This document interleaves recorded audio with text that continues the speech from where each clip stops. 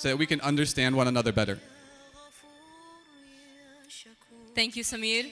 That was definitely not scripted, as I look at my script. This year's theme is Ramadan, rejuvenating faith in our communities. Fasting represents one of the 5 pillars of Islam, and Ramadan is the month of fasting for Muslims. During this time, Muslims abstain from food and drink from the first light of dawn to the first sign of sunset. This month is also focused on improving ourselves spiritually. So spending time on self-reflection, increasing acts of worship, giving regular charity, and exercising patience. For tonight's program, we have invited distinguished religious leaders from the community to highlight tonight's theme. We'd like to now begin our program with a few words from the chairman of the Board of Trustees of the Memphis Islamic Center and my boss, Dr. Ibrahim Sultan Ali.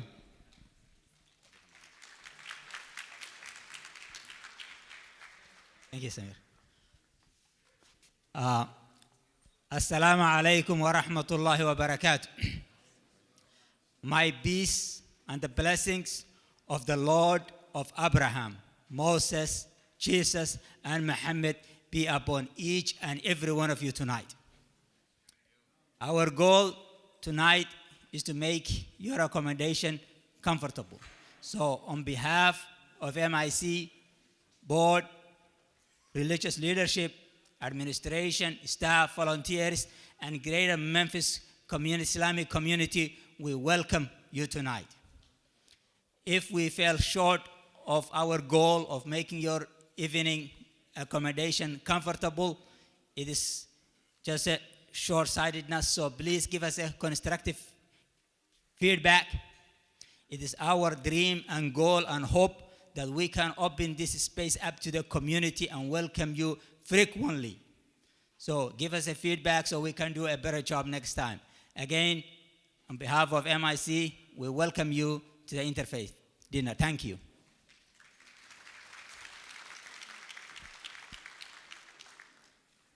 Thank you, Dr. Ibrahim. We would now like to invite Sheikh Muhammad Al-Qadi, Imam of the Islamic Association of Greater Memphis, for a recitation from the Holy Quran. An English translation of the Arabic recitation will be projected onto the screen.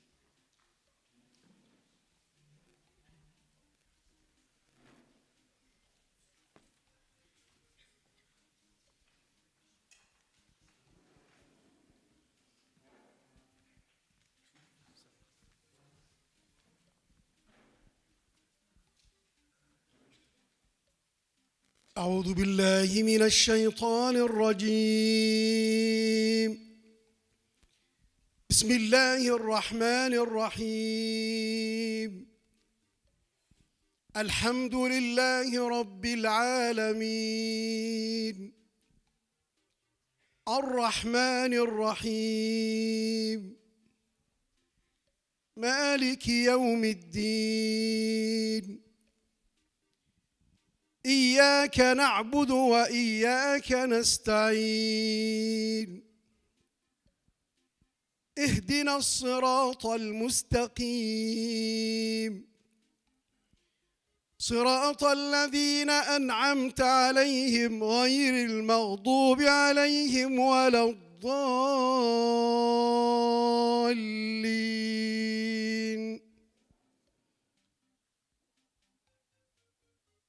بسم الله الرحمن الرحيم. الله لا إله إلا هو الحي القيوم. لا تأخذه سنة ولا نوم. له ما في السماوات وما في الأرض. من ذا الذي يشفع عنده إلا بإذنه. يعلم ما بين أيديهم وما خلفهم. ولا يحيطون بشيء من علمه إلا بما شاء. وسع كرسيه السماوات والأرض. ولا يؤوده حفظهما وهو العلي العظيم. لا إكراه في الدين قد تبين الرشد من الغي، فمن يكفر بالطاغوت ويؤمن بالله فقد استمسك بالعروة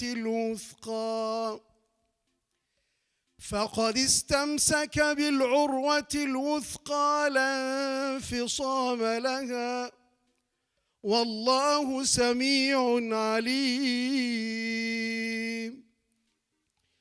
الله ولي الذين آمنوا يخرجهم من الظلمات إلى النور، والذين كفروا أولياؤهم الطاغوت يخرجونهم من النور إلى الظلمات، أولئك أصحاب النار هم فيها خالدون. صدق الله العظيم.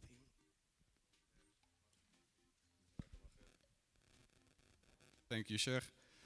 This next segment is where I get to feel like a game host. So if we can have on the screen Kahoot, this is an interactive experience where kind of an icebreaker for you guys all get to know each other. We have a couple questions that are going to be up on the screen. So select a team captain at your table. That team captain, pull out your phone, and then you're going to see a pin come up there. That pin up there is 842-4712. So you're going to go to Kahoot.it. Kahoot.it. So one player at each table. And we're going to wait for all of the tables to kind of come together.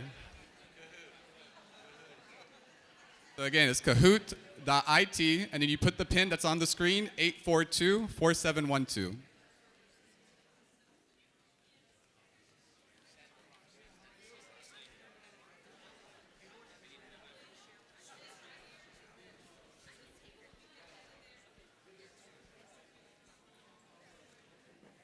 Okay, we're getting players now. That's good.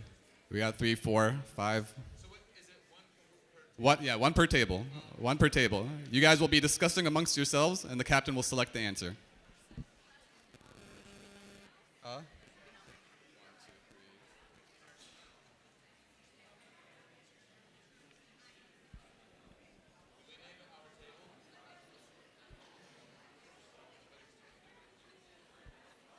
Oh, and I forgot to mention, there is a prize this year.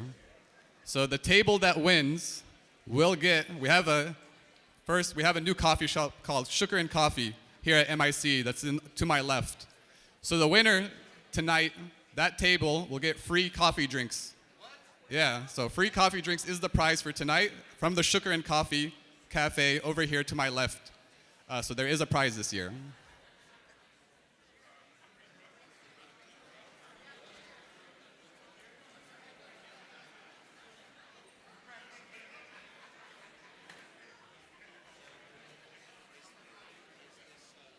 I think we're getting there. How many tables do we have this year? 35 tables? All right, there's 37 participants, so 40 participants. All right, I think it's slowing down. We got the AV room. The AV room is trying to participate. MashaAllah.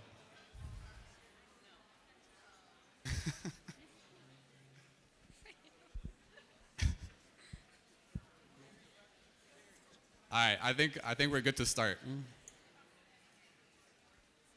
I'm pretty sure almost every table has a representative, at least one, by now.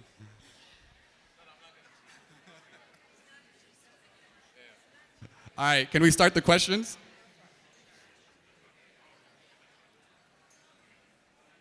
All right, here we go. Y'all ready? This is gonna get a little intense. They even got a countdown. All right, first question. Which of these religious holidays is not in April? Is it Passover, Easter, Vaisakhi, or Eid al-Fitr? Which of these religious holidays is not in April? You have the question and the options on the screens.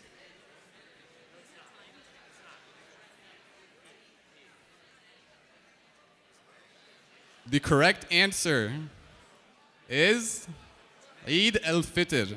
Even though Ramadan is in April, we'll most likely be celebrating Eid in May. All right, next question. These are timed, by the way. These are timed.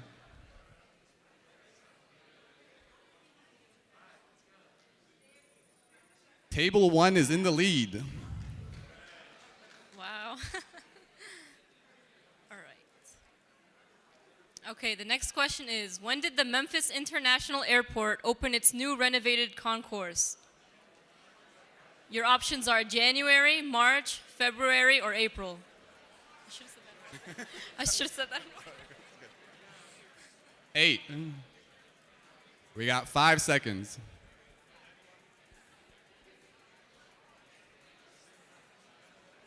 The correct answer was February. It's a beautiful airport. I don't know how many people have flown out of it, but I got to experience it. I'm glad we upgraded.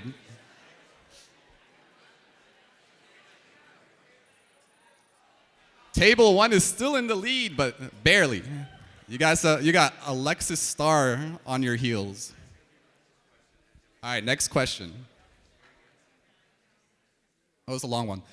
Parliament of World Religion's first meeting is regarded as the birth of the interfaith movement. Where was this held? New York, Memphis, Chicago, or Birmingham? Where was this first meeting held?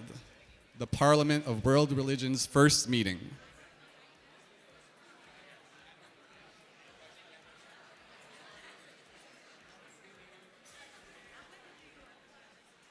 The correct answer was Chicago.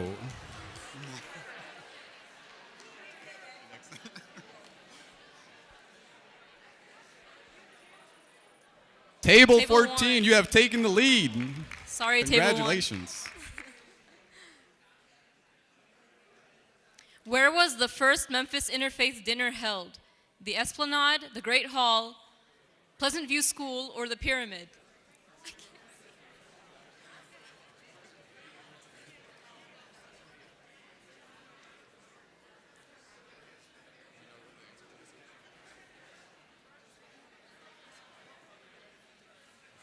Wow. That's my former high school. Pleasant View School. Huh? Yeah, I was surprised too. I asked them. We have VA Spa in the lead. I don't know which table that is, but congratulations, VA Spa. Oh, they're right over there. Okay. Next question. Who said this phrase this year? We climb up the chimney, we ain't ducking no smoke. Was that Ja Morant, The Rock, Dr. Aleem Kandakar, or Penny Hardaway?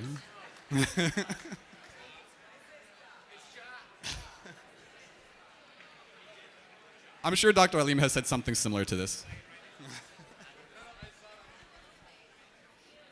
The correct answer is Ja Morant. This was the last question, so let's see who has won this interfaith game. Third place, we got VA Spa. Third place, congratulations. Susan, congratulations for second place. And Table 1. Y'all got the free coffee from Sugar Coffee. Congratulations. That's you now.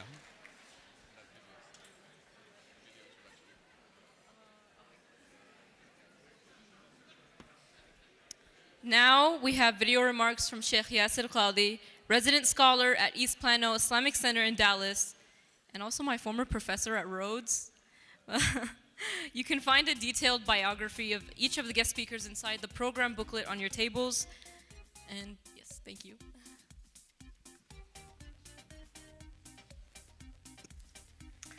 Hello, Assalamu alaikum, shalom, greetings from Dallas, Texas. Of course, I physically am not able to participate this year, but I'm with you in my prayers, and here I am giving you a message via the miracle of technology.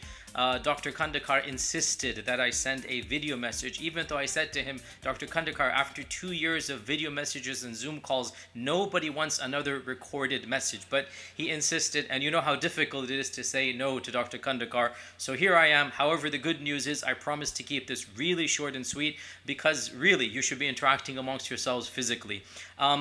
Before I begin, of course, I would like to just mention the sadness that I myself and all of us, I'm sure, felt with the passing of one of our dear friends, Pastor Steve Montgomery. Truly, he embodied the best of what Christianity teaches, and it was people like him who made us all appreciate that faith comes in different shapes and sizes, and we all looked up to him, not just because he was 6'10", but truly, in all honesty, the sincerity that I felt from Pastor Steve and his humility and his work, it inspired me to be a better person, and I'm sure it inspired all of us as well. I just wanted to mention that because I can't imagine an interfaith dinner without him, and had I been there, then it would just have brought back so many memories. And so simply talking to you via online is also bringing back those memories. Nonetheless, I'm sure he would also want us to continue in the spirit of godliness and faith and do what we can for our communities, and here we are. The brief message I want to remind myself and all of you is a Quranic message. The Quran mentions in around a dozen verses a very common human phenomenon, and that phenomenon is that we turn to God during times of crises, and the Quran actually criticizes an aspect of that. Every Muslim here is aware. The Quran mentions when they're about to die, when they fall sick, when their children are, in difficulty, they pray to God morning and evening. They're invoking God left and right. And as soon as God responds to that tragedy and solves the problem at hand, as soon as the difficult time finishes, God says they turn away from Him. They neglect Him. They forget as if they were ever calling out to Him. Now, these series of verses, some Muslims misunderstand that it's wrong to become religious during times of faith. But that's not the message of the Quran. In fact, the Quran is very clear. It's human nature to turn to God during times of crisis. In fact, that is the essence of faith.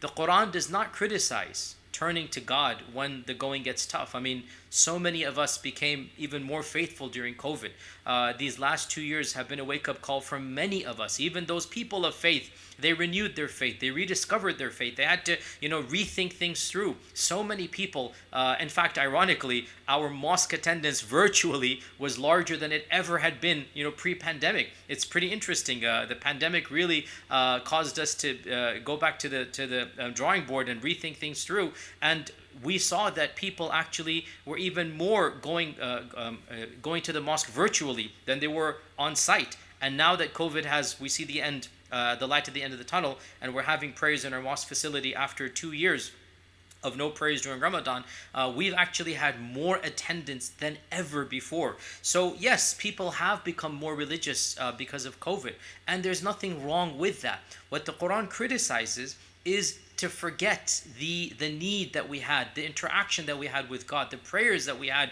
during these times of crises. So the fact that COVID might have helped us to become more religious, more spiritual, actually that is a positive, because in our tradition, sometimes we're tested with calamities in order for us to become reconnected with God. The purpose of calamity, the purpose of pain and suffering is actually to rediscover God. And if that pain causes us to rediscover God, well then that little bit of suffering was actually a blessing in disguise, because there's nothing more precious than a relationship with God. So here we are gathered together, people of so many different faiths. I wish I could be with you, but unfortunately this year I'm not able to. Hopefully maybe in a future year I'm able to participate, but I'm sure we have plenty of good representation from people of all faiths here. My simple message to myself and all of you is remain firm, remain consistent, be faithful to God, and be faithful to humanity. That's the message of every single prophet. Worship God with all of your heart, and then be good to the people around us. I pray that God blesses all of you in this gathering. I pray that God keeps our hearts united, and that Memphis remains a role model community. And I hope that, inshallah, I hope that I'm able to be with you maybe next year. God bless you all. Assalamu alaikum.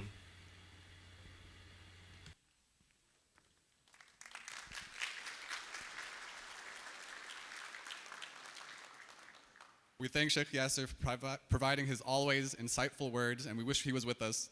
Next up are video remarks from Bishop David Talley, Bishop of the Diocese of Memphis.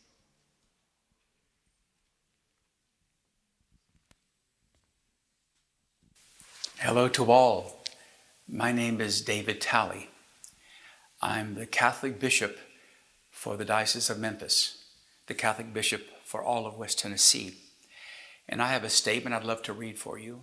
Please forgive mispronunciation, but know that this comes from my heart. As you celebrate the month of Ramadan that concludes with Eid al-Fitr, our thoughts turn in gratitude to Almighty God, who has protected all of us in His divine providence. The current pandemic and all its effects on our communities has drawn attention to one of those important elements: sharing. Sharing in the community of God finds its motivation in the awareness that we are, and all we have, are gifts from God, and that we have to put our talents at the service of all of our brothers and sisters, sharing what we have with them, sharing what we have, who we are. Our hope, dear Muslim brothers and sisters, is that we continue sharing the joys and sorrows of all of our neighbors, all of our friends, because God's love embraces every person, the entire cosmos. As a sign of our shared humanity and the fraternity that flows from it, I wish you a peaceful and fruitful Ramadan and a joyful celebration of Eid al-Fitr. May the living God bless you and keep you all the days of your life.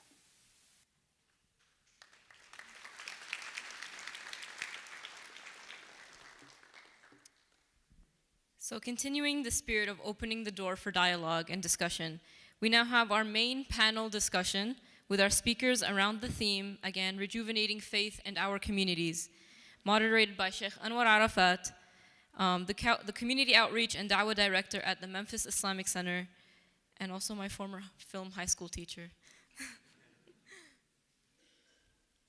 As Sheikh Anwar comes up and our panelists, there are pins and cards on your tables. Just make sure that you use those as the discussion is going on so that you can take notes or questions for the reflective table talk afterwards.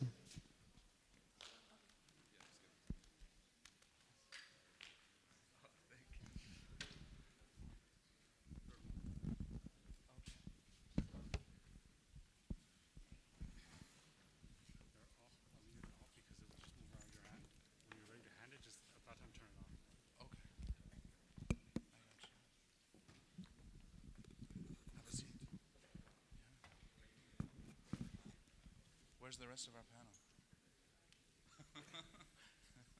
Here you go. Here you go.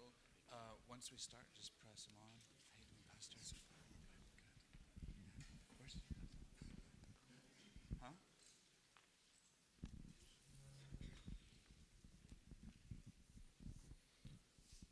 Good evening, everyone.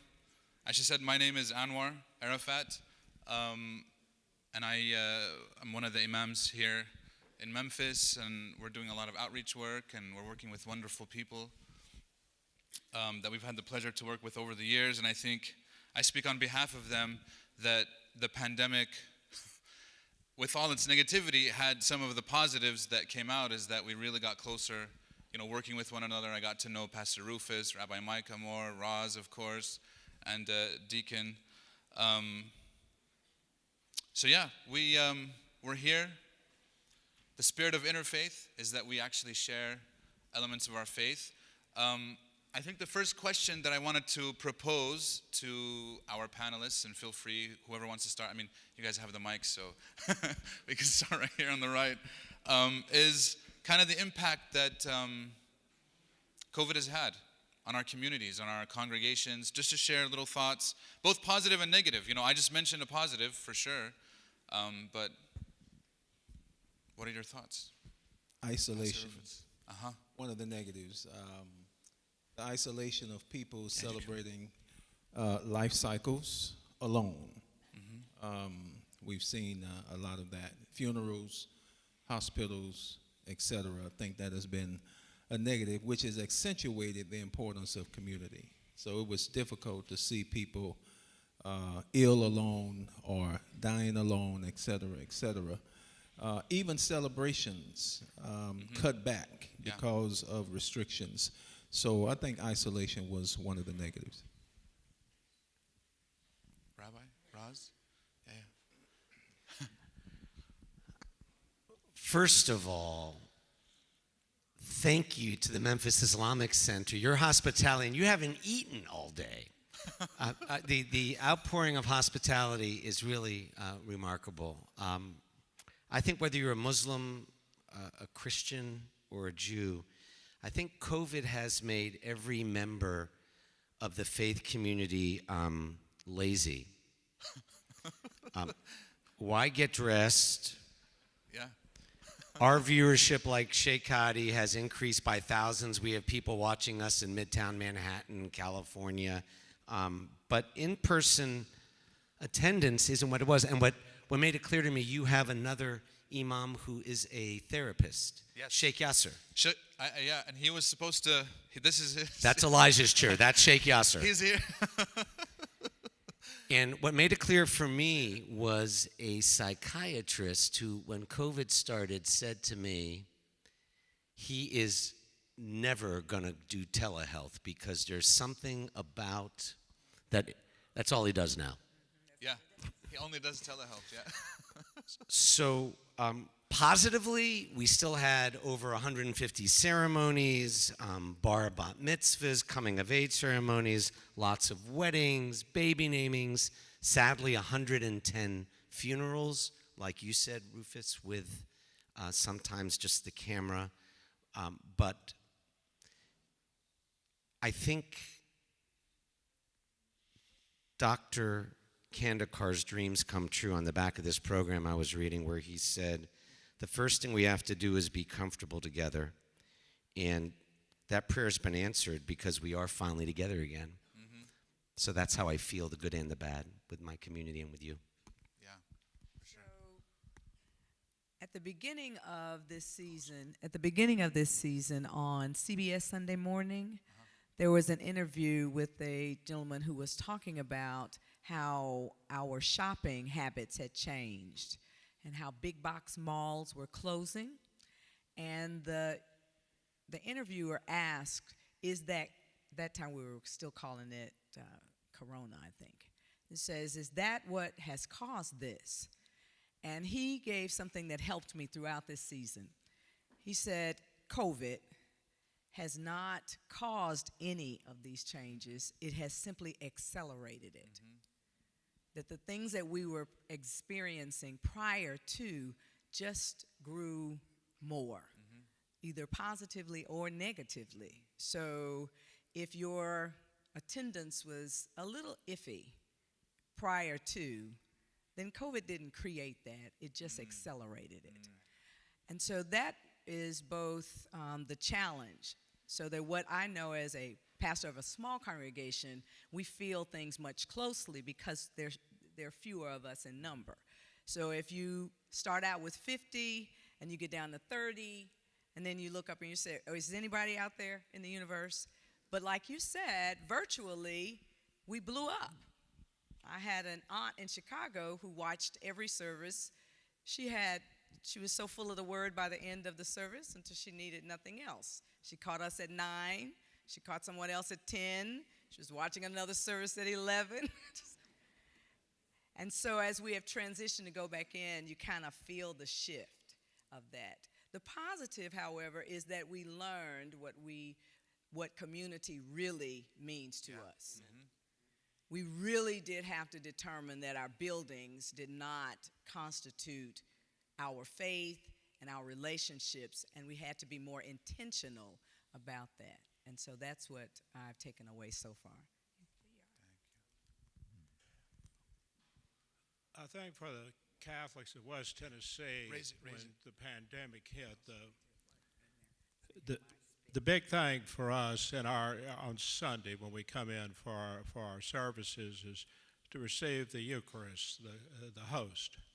And so for many months, we weren't able to do that. And that's kind of key for us in our faith. So maybe what it taught us was that when something is so important is not there for you, you learn how important it is. And so for many of us, we came to appreciate so much more the gift of that sacrament that we receive on Sundays, when over time many of us tend to maybe forget or take it for granted. So it really helped us to understand how important that piece of our faith truly is.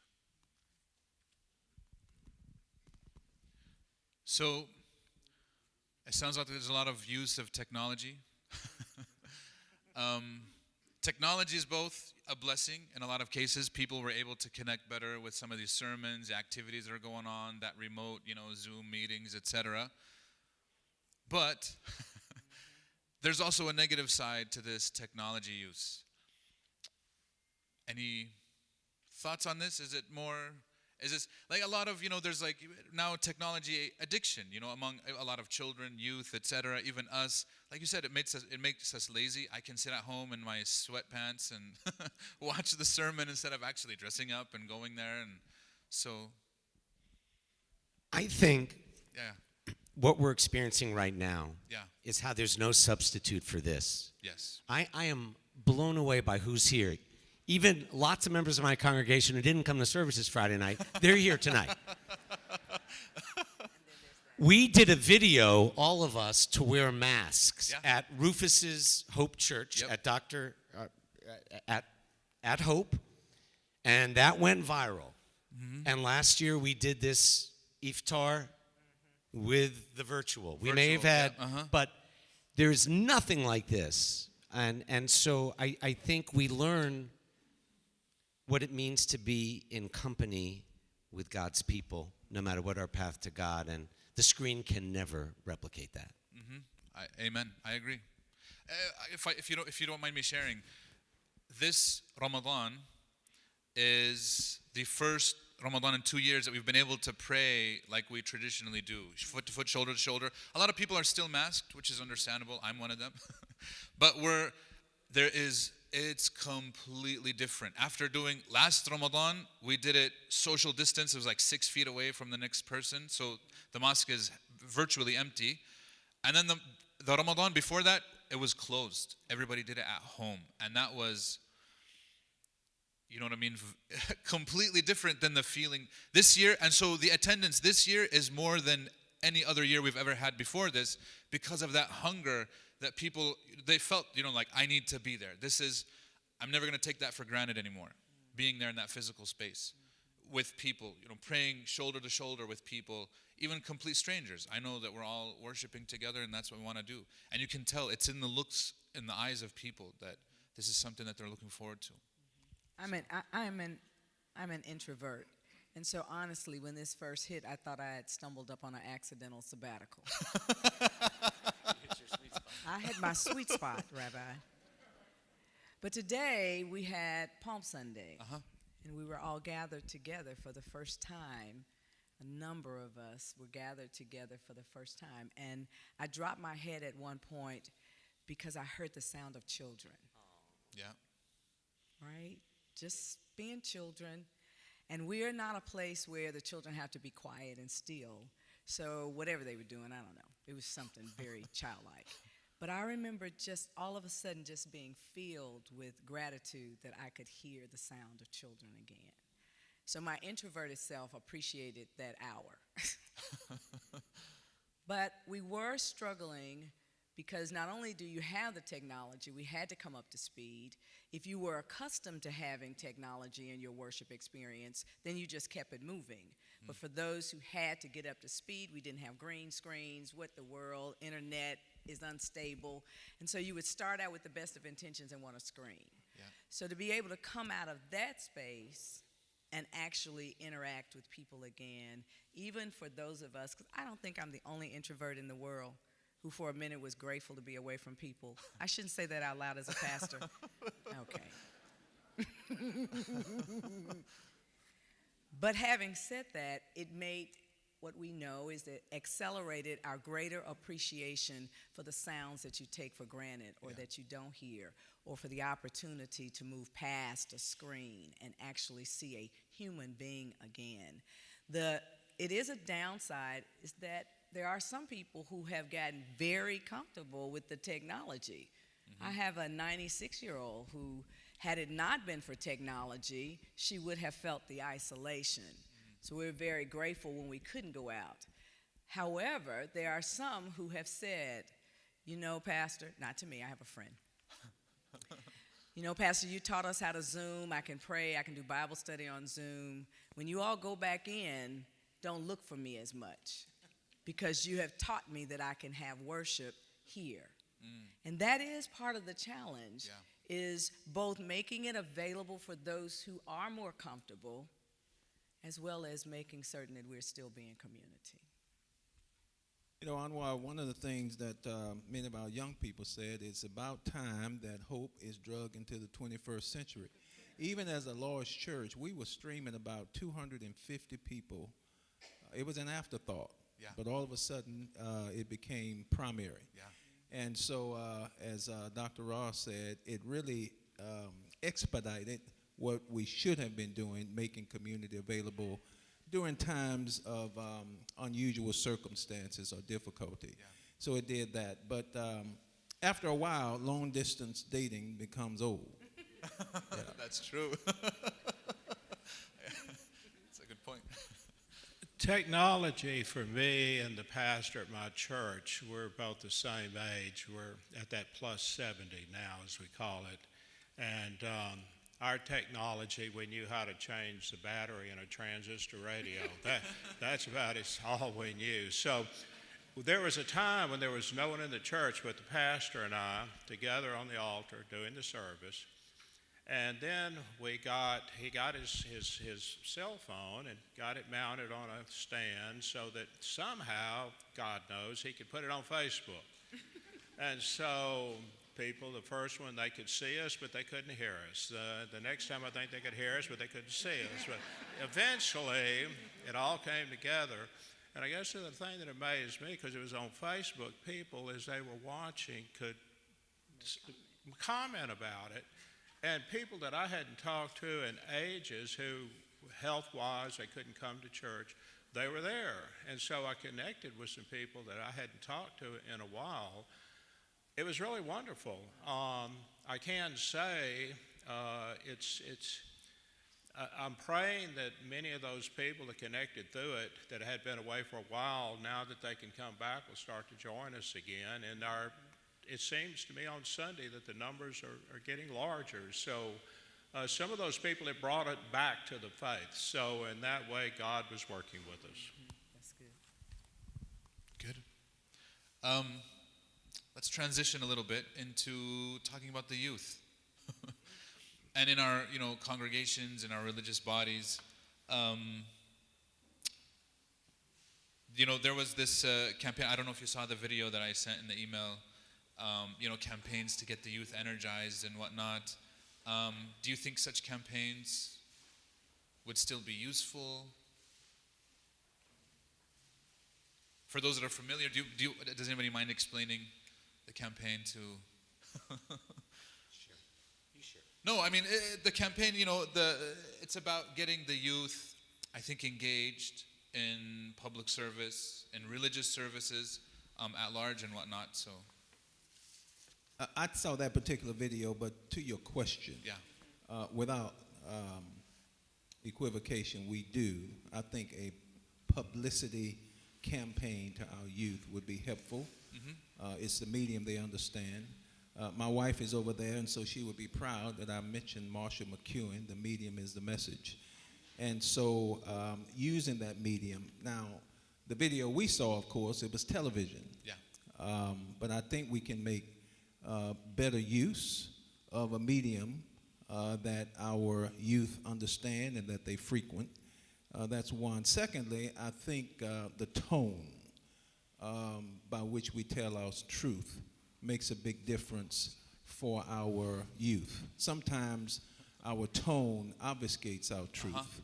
And so I think it's important that we do that as well. Okay. Anyone else? On the topic of youth, like what can we do? Is there, like when we say the problem of the youth, is there a problem? I mean, a lot of youth might ask that question too, assuming that there is a problem. I think accepting the fact that that the world that many of us grew up in as it related to the practice of our faith is different for young people. Very good. Sometimes I acknowledge that, I went to church every Sunday. There was a process to go there. It was a rhythm of my life. But that at some point in time, generations after me had an option, or they experienced their spirituality differently. So all the way to Oprah has Super Soul Sunday, which speaks to something.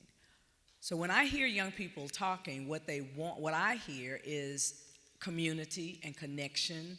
They don't want virtual. They don't want to be excluded. They want to be connected.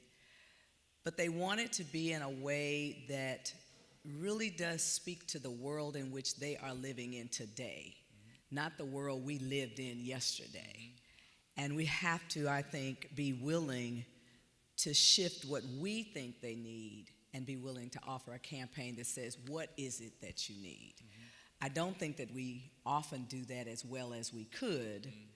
And then as faith leaders, there are expectations for us to keep the standard, when really I think if we do it well, we expand or broaden the standard so that they have space to come in and be heard.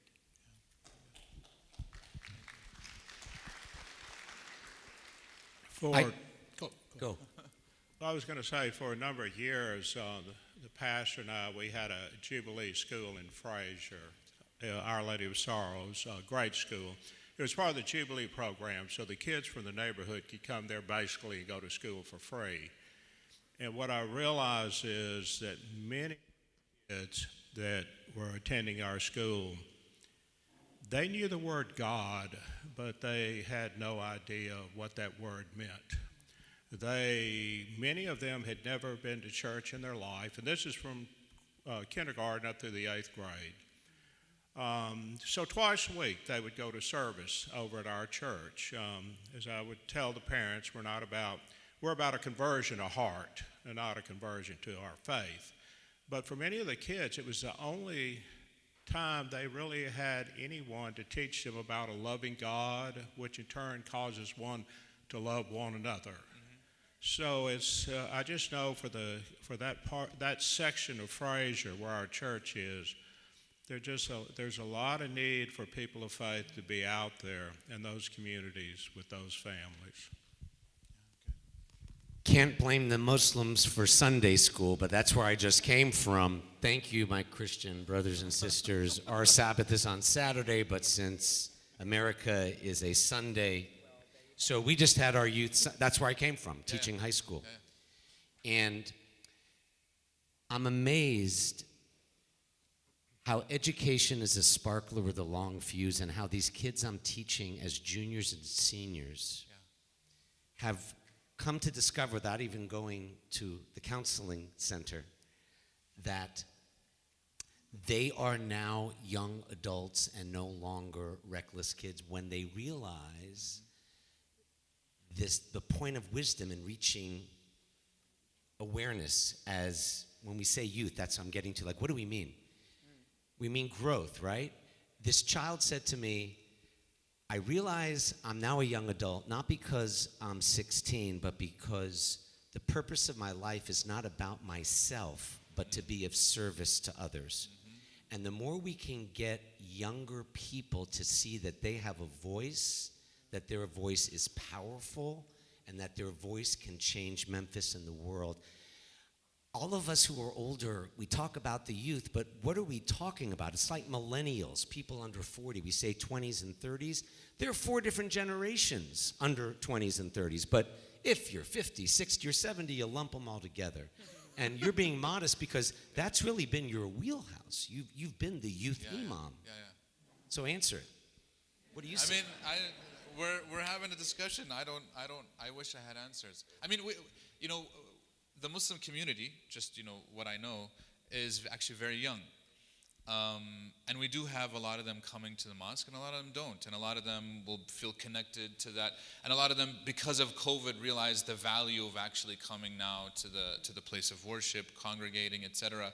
But I think, like you said, we, as adults, sometimes we put on activities for the youth instead of having the youth put on their own activities for themselves, empowering them. They can take action, and they can. And I think back to when we grow up, I think I turned out the way that I did because I was empowered by leaders and elders that were there, where they told you, here's the keys to the car, I taught you how to drive, go ahead. But it's not the car now, it's an activity at the mosque. It's, serving others. It's, the soup kitchen for the homeless. It's whatever, and then you can come up with your own, and we did a lot of good stuff. So I think kind of changing that perspective, you know what I mean, instead of doing for, but doing with. And empowering them should be key. Sheikh Hassan, do you have anything to add? Sure. Assalamu alaikum wa rahmatullahi wa barakatuh. Peace be with you. It's good to be with you. So first lesson in the month of Ramadan. Do not sit anywhere where it's comfortable and you just sink in there. So the tendency, that's exactly what happened. So Ramadan, in the Muslim community, we tend to be a bit sleep deprived because of the prayers at night and then having to get up to have the meal starting the fast. So you sit there and you just say, I'm just going to take a 15-minute nap, and it turns out to be a mission to make up for all the sleep that you have lost. And so I apologize for that. But I was really looking forward to this discussion. And to me, I think it's twofold. Number one is, I think the rabbi mentioned, and that is the idea of there are so many generations nowadays. It used to be that the generation was 25 years, that's like one generation. And I remember listening to a show on NPR, they were saying that the gap is no longer 25 years. It is now down to 13 years only. That's like a new generation every 13 years. Wow. You got like the Facebook, the internet, and just so many generations now. And I don't think that we have kept in touch with the change that's taken place. And I think that the second fold, and I hope I don't offend anybody here, I hope I don't offend anybody, but I honestly believe also the idea of being relevant and having something to offer. When young people come to the mosque, the church, or the synagogue, what is the church, the mosque, the synagogue offering to them? That is of value to them. I don't think we have made that connection yet. And that is why the most successful events are events that are somewhat, they contain the element of entertainment in them. It's almost like we're going to lure you in, and once we lure you in, we don't know how to keep you in. And I think that is such a big struggle. And I remember about 25 years ago, I was reading an article of how in Ireland, for the first time in the history of Ireland, they did not ordain a single minister for that year. Not a single minister. And they were talking about, being shocked, empty churches in Europe, so much so that on Sundays, if you go to Europe and you find people in the church, the likelihood is that these are mostly American tourists, not necessarily locals there. So to me, it is us learning about them, but also being clear of being relevant, speaking their issues, and making sure that what we have to give to them is actually of value to them. And I'll give you a quick example. So yesterday I'm sitting with I think 9th or 10th graders, and I don't speak theology to them, and we decided to play the TSA. The Muslims, the acronyms there, TSA, airport, Muslims. You guys get the joke? Get it? No? Yes, you Okay. got it. All right. So with TSA, what we refer to is, we were talking about feelings. And I thought, with ninth graders, nobody's interested in this. But the amount of engagement that you get. So what happened? TSA. What is that? Time, space, attention. To make that real connection with the people. So say, let's practice our TSA. Time, space, attention. That is when we give them that voice, we learn about what's going on in their lives, and hopefully at that point, we offer something that is relevant to them. Thank you. I was going to say, it's good that you did that and didn't do what I tried to pull a Hakeem Olajuwon today. We played basketball. I had a game today at 1 at St. Luke's Church. We have a league, a Muslim basketball league, and I don't know, where's Samir? Samir is our organizer, the MC as well. So I blame it on him because I have never been thirstier in my life. And I was going to say, I tried to pull Hakeem. Hakeem at least won. We didn't win today. We lost by 1 point. Yeah, and I think it's because the other team had somebody that wasn't fasting, but we won't. It's a true story. So, coming back to the discussion at hand, what does the role, so we're talking about engagement, youth, technology, what does the role of activism play in all of this? Activism, and this is across ages, by the way, like, there's been a lot of talk, of course, throughout these last 2-3 years. There's a lot of activism going on so many different fronts. What does the role that activism plays in our places of worship, in our faiths? I know that's a very broad question, but... No, I think my first response is that I cannot practice my faith and not be an activist. I don't know how to do that. Everything about my faith teaches me about activism and advocacy, right? And so those are side by side. As it relates to offering that to the young adults and the young people in my room, the space where I serve, it does require that I hear what is important to them. Because the things that may be of issue for me at 58 are not the same for an 18-year-old. And I can't assume that. The other thing that I do know is that truly our most profound activists have always been young people, right? Because you have to have a young warrior heart where you really don't think it could all fall apart. You get a little age on you and you realize things could go terribly wrong quickly. And so you're more cautious. So what I find myself wanting to do is fan the flame of that work. So the rabbi said, you can talk about Micah, not him. So what has been passionately significant to me about the Memphis Interfaith Coalition for Action and Hope is that its role and purpose is to empower others to take that lead. And so to have a young adult, a young people section of Micah means that they could pick their own issues. So the larger organization has its 3 pillars, but those young people, and I'm talking high school, they could decide what was relevant and important to them, and our role as the adults is to walk alongside of them to give them the gift or the skills to do that. That, to me, is what it means to build out the next set of leaders. It also means that there are young people in our midst who are doing it. They simply need you to help them to have the avenue and the platform. So I have space. I can make room for others in the space and move them forward. That's what I see my role is in activism. I'm going to change one letter because she can't say MIFA since it would sound like she works also with MIFA, not Micah. In my religion, you are what you do, no matter what you profess to believe.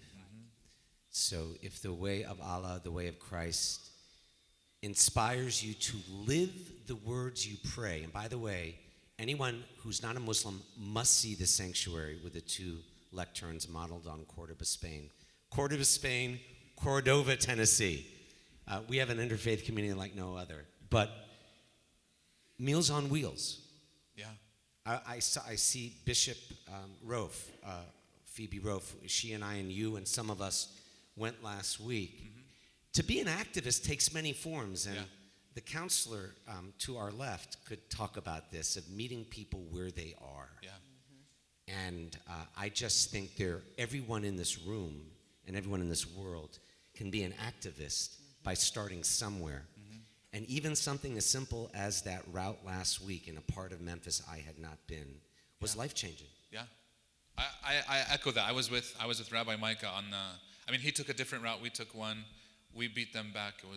It wasn't a race though, but that maybe speak to that they spent more time with the people that they were giving it out to. Same thing. It was in a neighborhood I'd never been in before, and yeah. Can I add just one piece too? Yeah, go ahead. Activism takes many. Dr. Spencer's here too. Yeah, he is. Activism takes many paths. But I do think that one of the things that we miss that is important for young adults and young people is there's a difference between, and it's not pejorative, but there's a difference between charity and advocacy. And it gets really comfortable for people of faith to do charity. That's true. But the challenge, and I love my work, I have a privilege of being able to do charity and advocacy. To feed the hungry is crucial. If the people are hungry, you feed them. But on the side, that's my MIFA hat. But Micah gives me the privilege to figure out why the people are still hungry after 54 years of serving them. And we must get to a point where we're not doing one and not the other. The gift, again, this is advertising for MIFA, I suppose, is that the CEO and president of MIFA understands that, and so they are partners with MICA, so that we're not at odds with each other. And shifting the narrative in our community where we build up institutions that meet in ways of charity just means we create nonprofits that never work themselves out of business. Because if you're always feeding a need without solving why there is a need in the first place, then you're just paying yourself. The others need to talk. I see Dr. Spencer as well, the head of MICA. No disagreement. All I'm saying is we need to make people uncomfortable. This is the first time many people have been in the mosque. Yeah. Some people haven't been in neighborhoods, and yeah, we have structural changes that must happen. Yeah. But getting people out of their bubbles is the beginning, I think, of that change that leads hopefully to the advocacy and the both and you're talking about. Others. Yeah. Well, I think that our faith, Jesus certainly modeled this by saying that there's really no impact without contact. And so we really can't, without developing empathic relationships, make any impact if we isolate ourselves. Yeah, just going back, piggybacking on what she said there, in Islam, so at the end of the month of Ramadan, there is the concept of giving charity. But specifically, it was said that أعطوهم حتى تغنوهم, which means that give them until you make them self-sufficient. That's the highest form of giving. Because what happens is you have given that person not only charity, but you help them in regaining back their independence.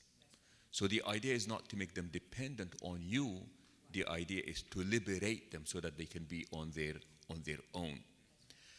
And I remember there was an article reading on the psychology of those who give in charity. And what they found out is that people felt good when they gave. And that was the end of it. You know, the idea was, now that I have given, there is this comfort that I have done something.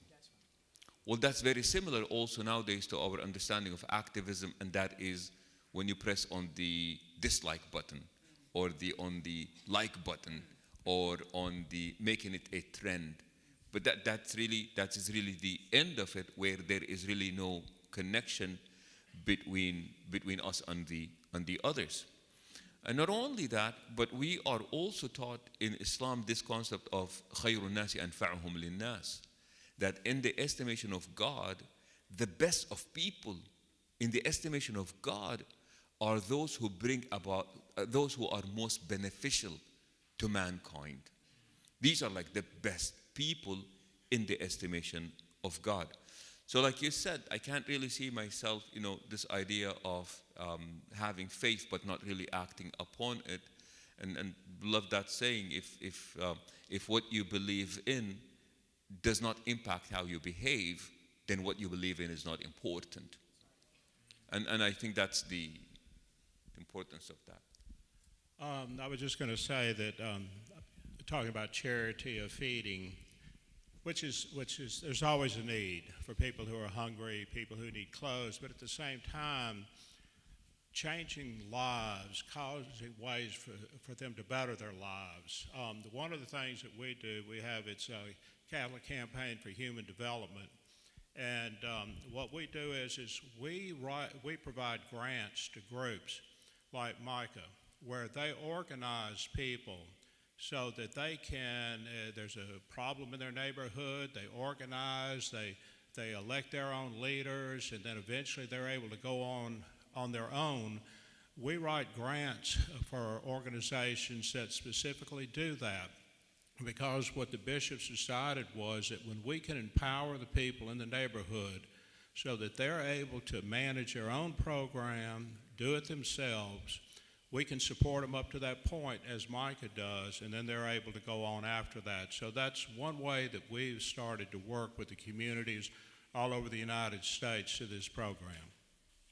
I just want to clarify, there's no word for charity in Judaism. The Hebrew word is tzedakah. Do you call it tzedek? Yep, sadaqah, yep.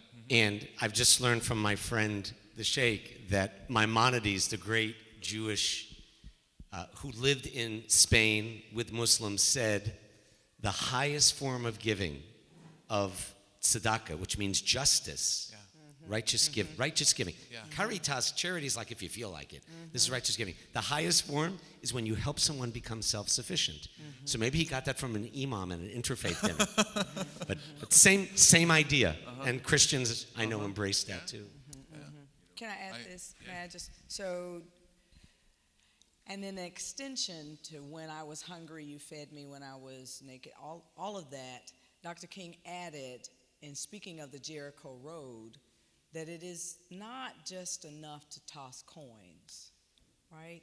But that at some point in time you must figure out why there are beggars on the Jericho Road in the first place. You must transform the road that makes for beggars. And one of the ways that we do this, and I commend you on those grants, Darren Walker with the Ford Foundation, I love him. He says that charity makes the donor feel good, but advocacy implicates the donor. And that one of the things that he is looking to change, and I don't know if he'll be able to do it, is that he no longer allows people with deep pockets to give and then make the recipient explain to them how they're going to use it. That he requires that you trust the folks you're giving it to enough to figure out what they need and not prove to you that they're doing what you think they should do. That, to me, is activism. That is what it means to make someone self-sufficient. And for those of us who have resources, who want to offer support, then we must do it in that way. Get out of the way. That's an act of faith. Trust that the people you're supporting know better than you know, because you're going, Amazon man, he'll never give all his money away. Why does he need to ask anybody why you need this money? He should just give the money and make us all feel better. Yeah. Very good. Just a quick note for everyone. Yeah, what's the clock? Yeah, so we have 3 minutes left. Yep. But there are index cards on everybody's tables.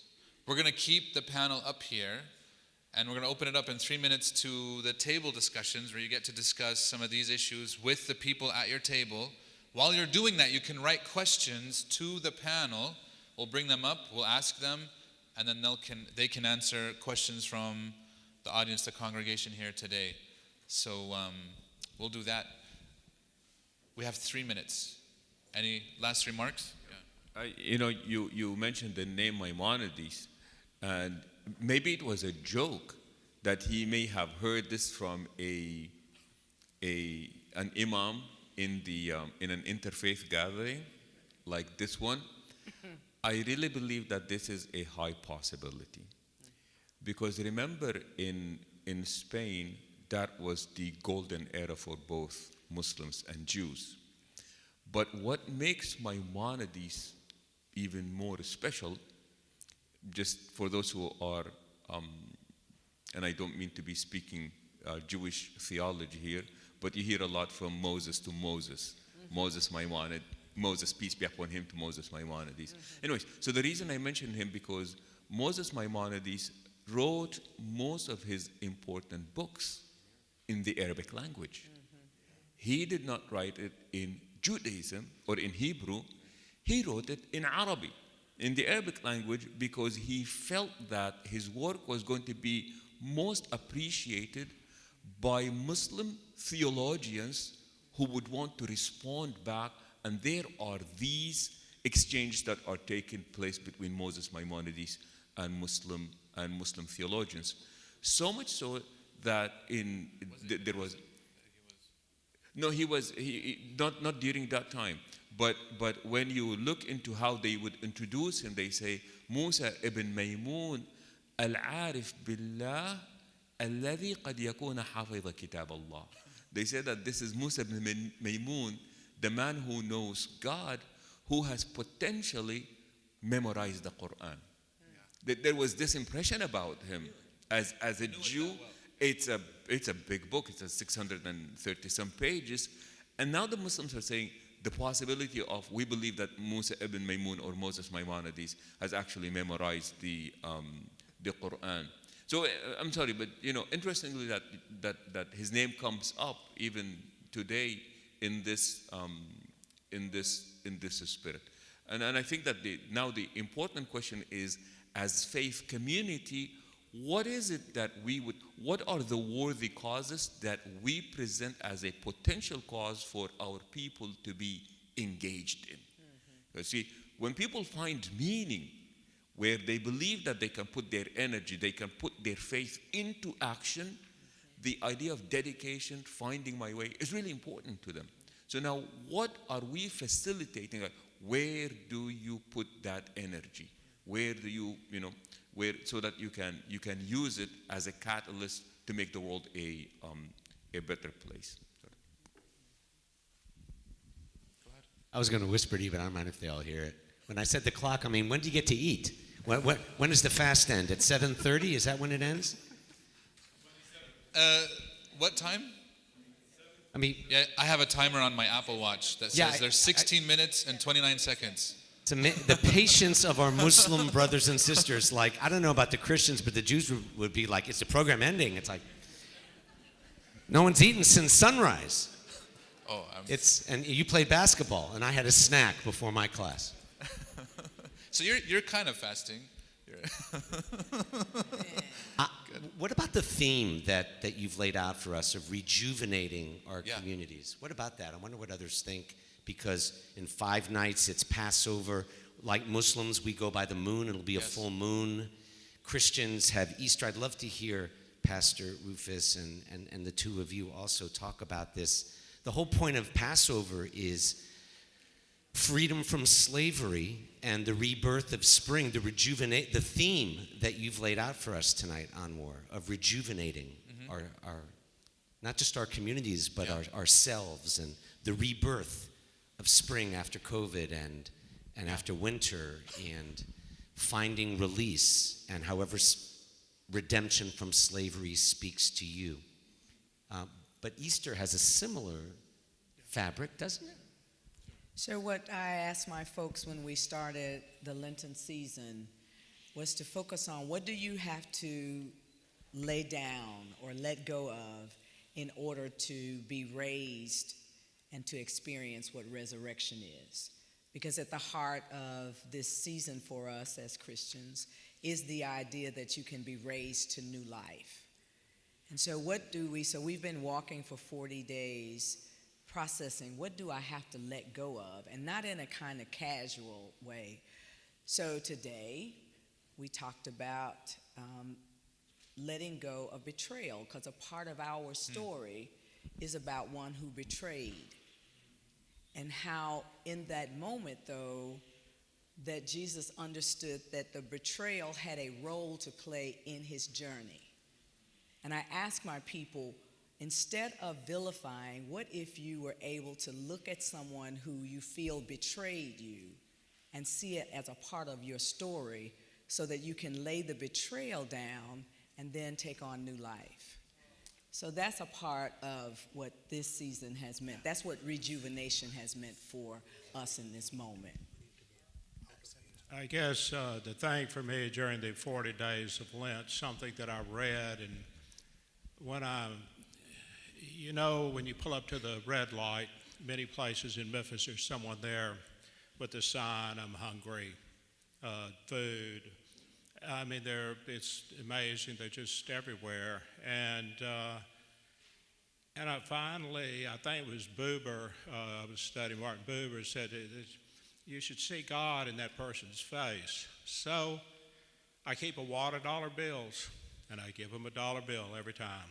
And so it's just, but I guess the key thing was from when I see them, I say, well, God, I didn't know you smoked cigarettes. Or, God, I see you got a coat today. So it's became a conversation with me and God based on that person that I see, how they're dressed. Is it raining? Is it cold? Is it warm? I have a conversation with God as if that's God standing there. So that's what Lent has helped me to keep focused on what's important.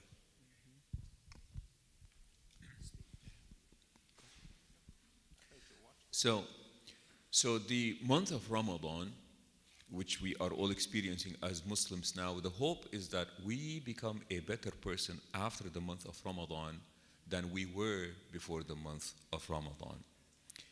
And the biggest accomplishment that we can potentially have is to really become masters of ourselves and gain self-discipline, especially in an era where there is this notion of instant gratification, individualism.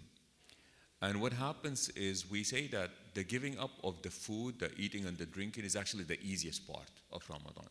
Because to many people around the world, that's a lifestyle, to be hungry all day long. So we're not inventing anything that other people have not done. Okay? To many people, like I said, this is really a lifestyle.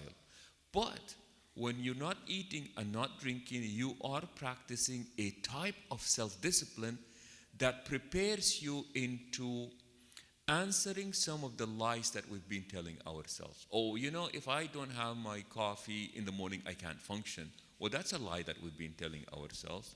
If I don't get 8 hours of sleep, I won't be able to function. Okay? And we just keep repeating these lies to ourselves, and we keep believing them. So the month of Ramadan says that is actually not true.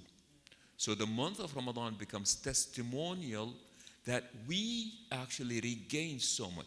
So I refer to it as a time of, Passover being, escaping slavery. There is this idea of the need to overcome our own slavery to the different types of addictions that we have that are taking place. Addiction to food. And I think no exception. When was the last time we ate because we were hungry? In all honesty. Most of us eat because we're bored. What are you doing? Nothing. I think I'm going to make my sandwich. Like literally. Majority of people will literally eat not because we're hungry. We eat because we're bored, it's time to eat. But we really did not really experience that. Anyways, so the point here is you practice self-discipline, regain self-mastery, better impulse control, pay attention to the words that you say. What else can I discipline myself in? So much so that we have a teaching of the Prophet, peace be upon him, where he says that at the beginning of every morning, كُلُّ النَّاسُ يَغْدُو, everybody gets up, and then everybody has a mission. Some are going to liberate themselves, and others are going to bring about ruin on themselves. So be of those who liberate themselves. Well, so obviously in the Christian faith, the resurrection of Jesus, we've been focusing on, gives us an ability or power outside of ourselves so that we're not so focused on that which is mundane. Resurrection is a power outside of ourselves that helps us to transcend whatever we are particularly facing. So I think sometimes we can get so concerned about what's happening on earth that we forget we need a power outside of ourselves to do what we could not do on our own. And so that's what we've been focusing on as far as resurrection power, the ability to get things done beyond your own ability. I also think that these sacred and holy days coming at a time when we are beginning to shift a little from what the last 2 years makes these holy days much more significant. When you talk about rejuvenating your faith and whatever faith tradition, right now we're all in that season of rethinking what that feels like, old things in fresh ways. So you have to think again about Passover. What does it mean in 2022, having gone through these last 2 years? What does it mean to talk about liberation? What are we liberated from, or how are we disciplining ourselves during Ramadan? But it feels like a rejuvenation to think of those holy, sacred things in new and fresh ways, so that we're no longer just going through the motions of it. Right? All of a sudden, it's like, no, I really need to think about this, and that to me is the gift of this season and always coming into it around spring, is that all around us. Today we finally had spring. We've had winter and spring in a 24-hour period. And so today we had spring, right? And that made all of what we did more significant. Thank you. Thank you, Roz, and the rest of the panel. You guys have been excellent. Thank you so much for coming out and sharing your thoughts and being receptive to this. I know it was a little change compared to years past, but I think it was very good. I benefited a lot. Thank you guys for your wisdom. Thank you guys for attending and listening. Give them a round of applause. Yeah. Thank you.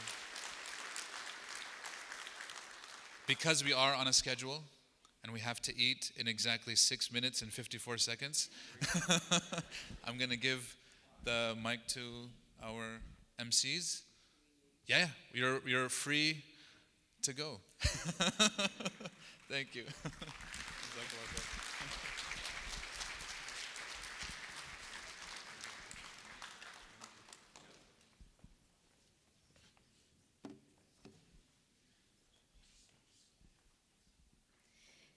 Thank you so much to our panelists again for sharing their insights with us.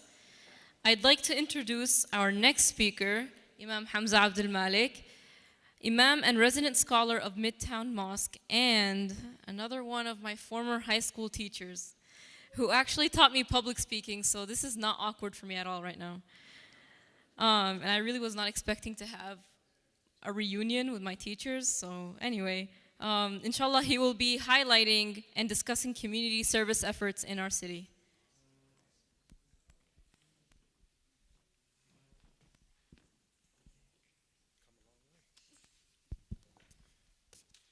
Assalamu alaikum wa rahmatullahi wa barakatuh. Good evening, everyone. How much time we have? Alhamdulillah. Alhamdulillah. Alhamdulillah. The phrase Alhamdulillah means all credit, all goodness belongs to Allah. be exalted and mighty. And this is a message that every prophet came to rejuvenate his people with, to give credit and thanks to Allah, to worship him, to worship the one God, to worship our Creator, and the second thing is to serve the people. And this is a legacy that, alhamdulillah, our community, the Memphis Muslim community in Memphis, has been doing for several years. As you can see on the slides, we have a few of our organizations, Masjid Mu'minun, 901 Ummah, the Muslim Clinic, and others, inshallah, and we'll demonstrate how we've been applying this principle. Next slide, please. First, we have the Muslim Medical Clinic. It's a weekend charity clinic operated by volunteer doctors since 2006, provides low-cost primary care to patients without insurance, regardless of race, religion, ethnicity, or gender. Next slide. 901 Ummah, which is founded by some of our esteemed members here, an organization serving youth and young adults since 2014, engages in a community service event each month, benefiting various different groups and organizations such as Habitat for Humanity, MIFA, Ronald McDonald House, and low-income Memphis neighborhoods. And then we have the Halal Food Pantry, America's first halal food pantry affiliated with a regional food bank, was established in Memphis in 2012 and continues serving primarily the 38109 food desert. And lastly, we have the Table Spread Pantry. Since 2017, Midtown Mosque has been serving the food desert of the Klondike neighborhood, serving over 500 people within a 2-block radius, which has increased significantly during the pandemic. And lastly, we don't have a slide for this, but we also want to mention the 250,000 meals or so packaged cooperatively at Memphis Interfaith's invitation in pre-COVID years, when Memphis Interfaith routinely asked people from various congregations to come together at Pleasant View School to pack meals for shipment to feed the needy in Central America, at least 50,000 meals each time. We have not yet resumed our meal packing event due to the lingering concerns about COVID, but inshallah, Allah willing, we will resume very soon. Thank you. Assalamu alaikum wa rahmatullahi wa barakatuh. Jazakallah khair. Thank you to Imam Hamza. I'd like to now welcome the Imam of the Memphis Islamic Center, Imam Muhammad Faqih, for a short reflection, inshallah.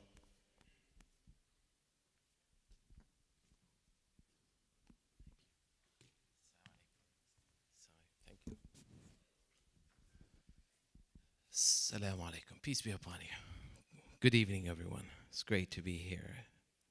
I've waited a long time to see this take place. It has been more than 2 years, 2 very long years, and I'm so grateful that the Lord allowed you and I to survive these 2 tough years. It's great to be here. I'm from California, and one of the panelists earlier said something about spring. This is still winter for me. But speaking of California, where it's always spring, I find springtime fascinating here in Memphis. It's beautiful. It reminds me of a parable that you find mentioned very often in the Quran. In the Quran, we're told that God is capable of reviving the hearts and rejuvenating the soul, just like He revives a dead earth and brings life out of what seemed to be dead. So every time during the spring break, right, I like to reflect, take a walk, look at the blossoms, look at the trees, look at life coming back, and I praise the Lord. Now, obviously, some of us suffer during the spring, and my heart goes out to those who have allergies. But good news is that we have very capable healthcare professionals within our midst. May God bless them. I thank them for their services, for what they have done for our community, for being in the forefront of fighting a very vicious pandemic, and one in particular that stands out. And I would like for our young people here to really take a lesson from his legacy and from his great work. Not only does he have worldly, earthly success, but his dedication and his commitment to heavenly causes is fascinating. Dr. Kandakar, may Allah subhanahu wa ta'ala bless you for your services, for your dedication. You see, some of us enjoy the privilege of having our names and pictures on these flyers and the programs, right? We get recognition, we get mentioned, but there are some heroes behind the scene whose work and dedication and sacrifice is only known to the Lord. For that, I thank you, and I hope that your story will inspire all of us and that some of us will rise and continue this. Thank you very much. Assalamu alaikum wa rahmatullah.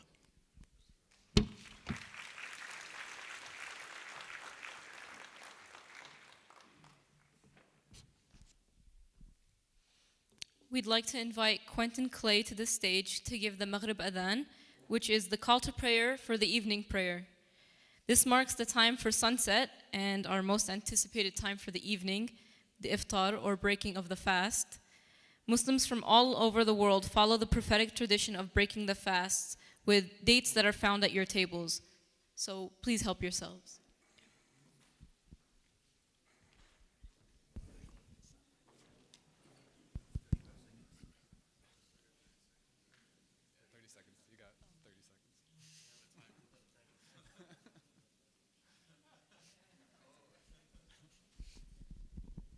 This is the awkward moment where we have 20 seconds left. What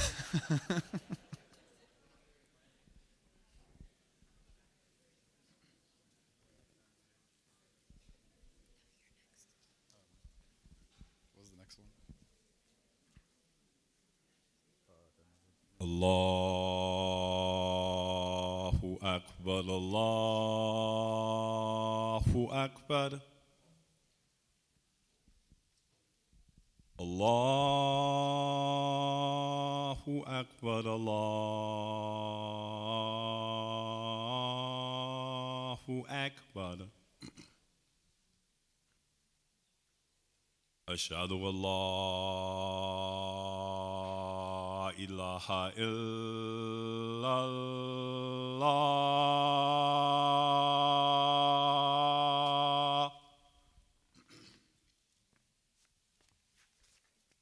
Ashhadu an la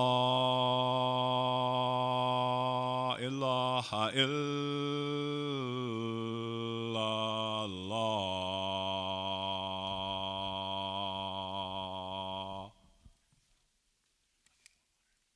Ashhadu anna Muhammadan Rasulullah.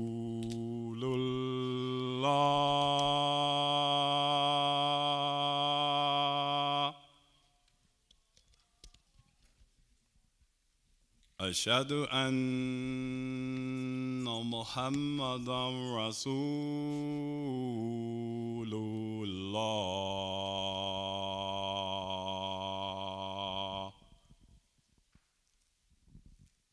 Hayya ala salah.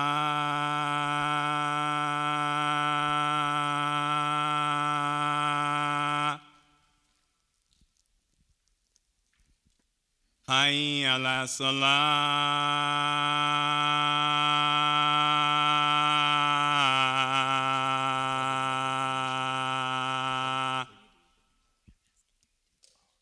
Hayya ala falah.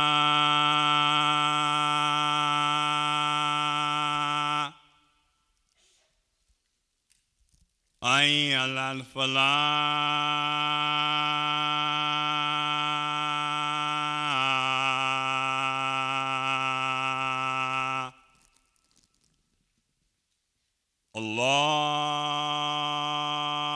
Allahu Akbar, Allahu Akbar. La ilaha illallah.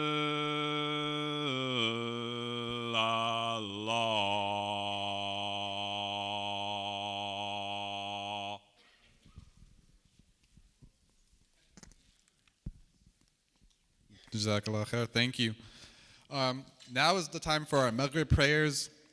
The prayers are going to be held in the hall behind us.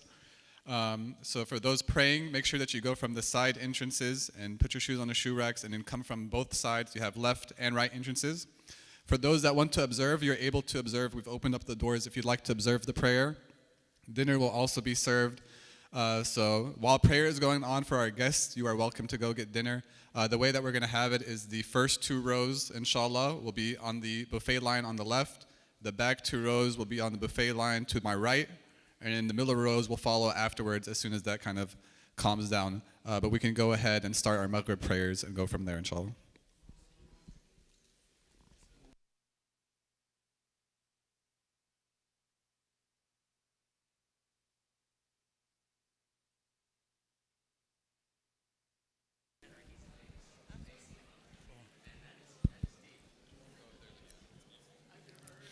By the way, you don't have to be, I just want to mention this. If you want to come into the prayer, I just ate some dates, I'm sorry. If you want to come into the prayer hall, you can come in. You just have to take your shoes off. We have shoe racks on the side. You're more than welcome to come in, observe if you want to get a closer look. Rabbi Micah mentioned earlier how something that I had mentioned to him, the construction of the mosque is mimicking the mosque in Cordova, Spain, which is Andalusian, hundreds of years old, and it has 2 pulpits, 2 mimbars. So if you come in, you look, you'll see the 2 pulpits. Most mosques only have 1. We modeled this one after that one, so it has 2. So that on Friday, when people are sitting, they don't know where the imam is going to pop up from, It's a surprise, I'm on the right. So we look forward to seeing you all shortly, inshallah. Assalamu alaikum.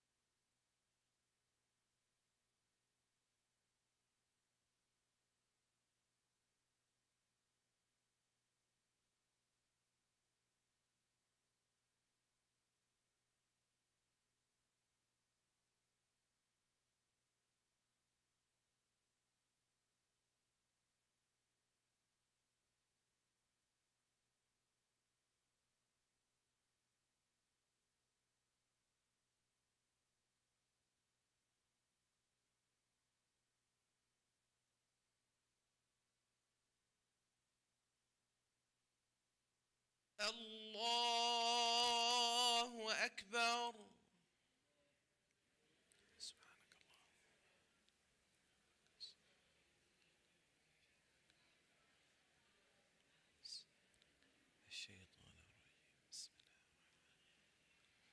الحمد لله رب العالمين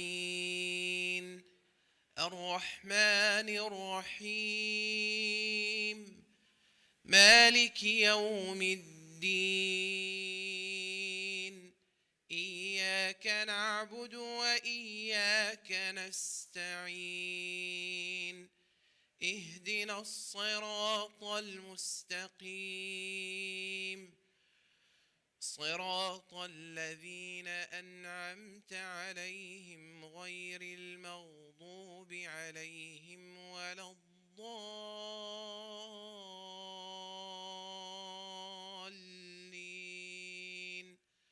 آمين.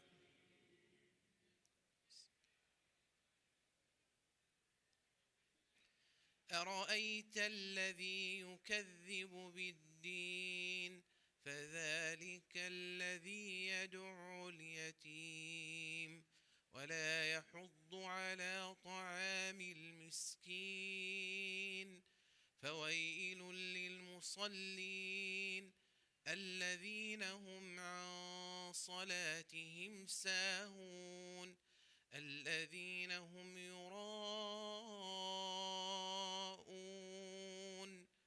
ويمنعون الماعون.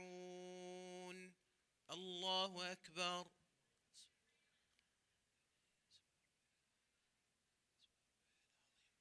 سمع الله لمن حمده. الله أكبر.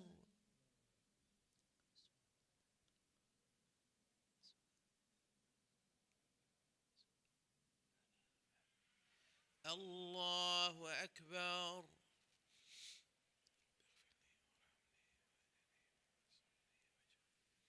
الله أكبر.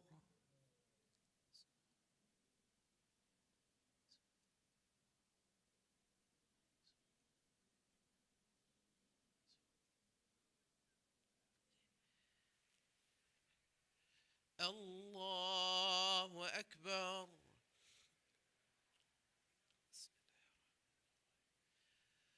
الحمد لله رب العالمين الرحمن الرحيم مالك يوم الدين إياك نعبد وإياك نستعين اهدنا الصراط المستقيم صراط الذين أنعمت عليهم غير المغضوب عليهم ولا الضالين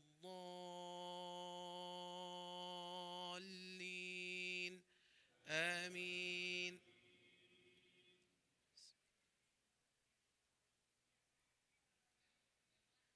إذا جاء نصر الله والفتح ورأيت الناس يدخلون في دين الله أفواجا فسبح بحمد ربك واستغفر إنه كان توابا. الله أكبر.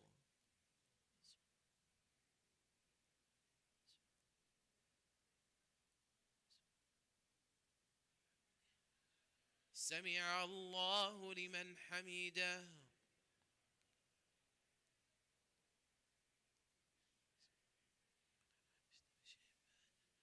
الله أكبر.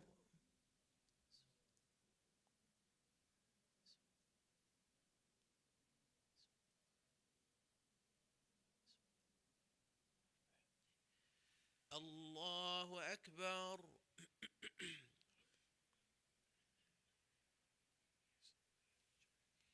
الله أكبر.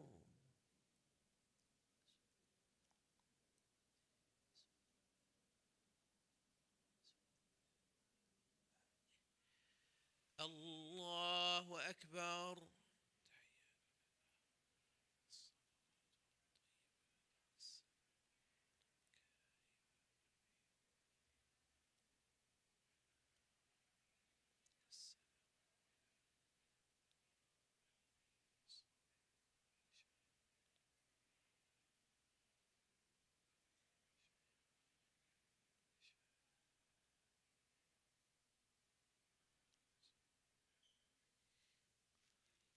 الله أكبر.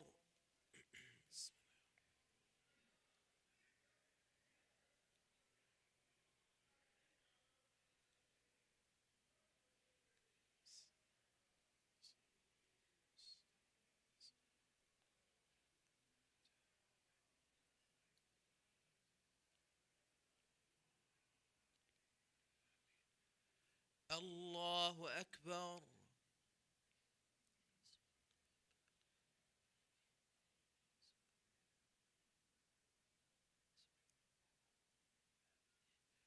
سمع الله لمن حمده.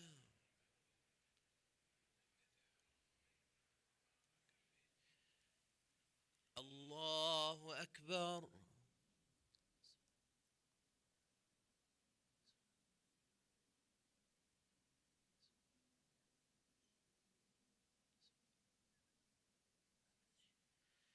الله أكبر.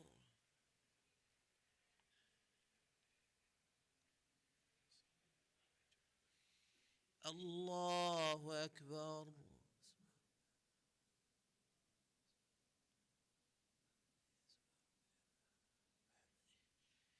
الله أكبر.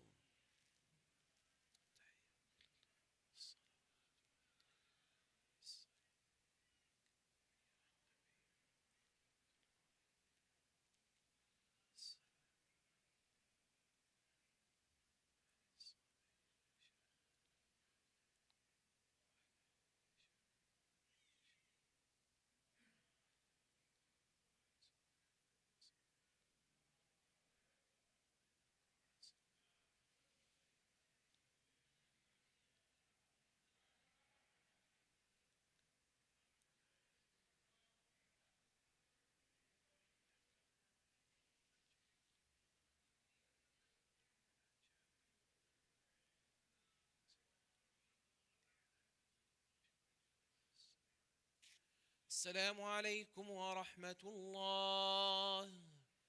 السلام عليكم ورحمة الله. لا إله إلا الله.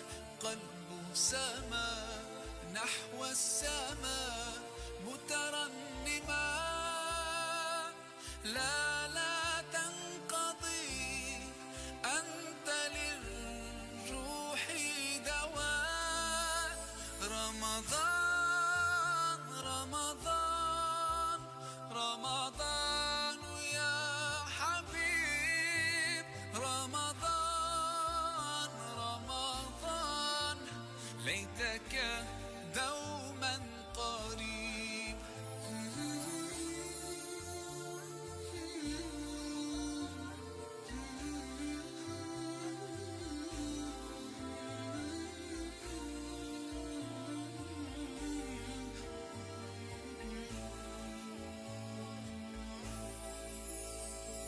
فيك الحب زاد عم العباد يا خير زاد رمضان يا شهر القرآن فيك أذوق حلاوة الإيمان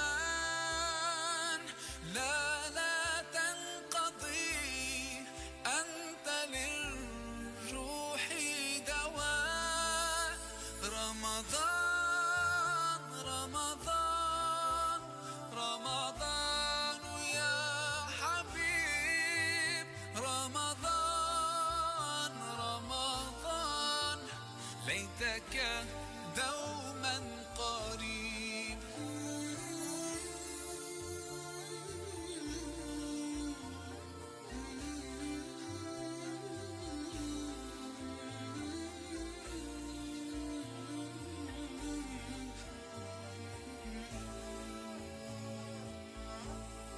كم أهواك يا شهر الصيام أنا لن أنساك فأنت في قلبي دائما تمضي الأيام ودعائي كل عام ربي تقبلنا يا ربي بلغنا رمضان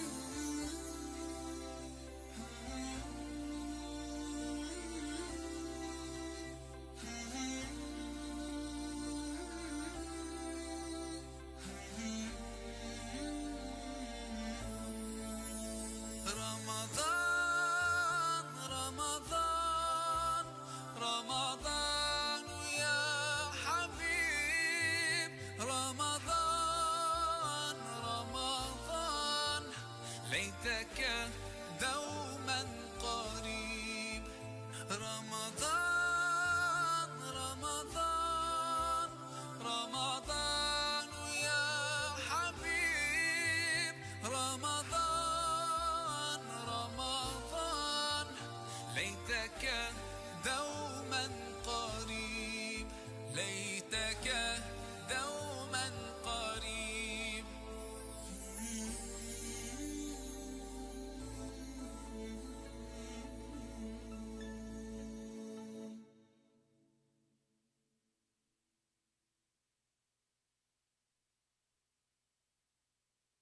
روح تلألئ في السماء تجلل الرحمن وتعظم المولى القدير وتعبد المنان وتحفز النفس الكريمة تبتغي الجنات بحلول شهر الصوم والرحمات والرضوان روح تلألئ في السماء تجلل الرحمن وتعظم المولى القدير وتعبد المنان وتحفز النفس الكريمة تبتغي الجنات بحلول شهر الصوم والرحمات والرضوان وبصومها وصلاتها تزداد بالحسنات وتصدق في سرها وتلاوة القرآن وبليلة القدر العظيمة قدرها فتان وتعتق الأرواح من مخزونة النيران روح تلألئ في السماء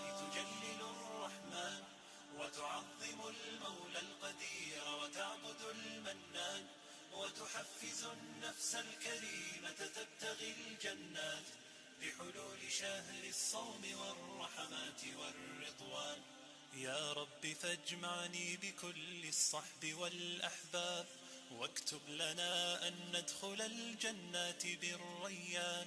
يا رب فاجمعني بكل الصحب والأحباب واكتب لنا أن ندخل الجنات بالريان.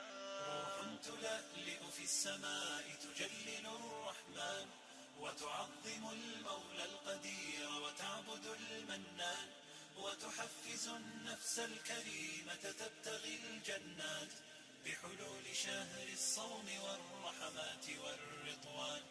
روح تلألئ في السماء تجلل الرحمن وتعظم المولى القدير وتعبد المنان وتحفز النفس الكريمة تبتغي الجنات بحلول شهر الصوم والرحمات والرضوان.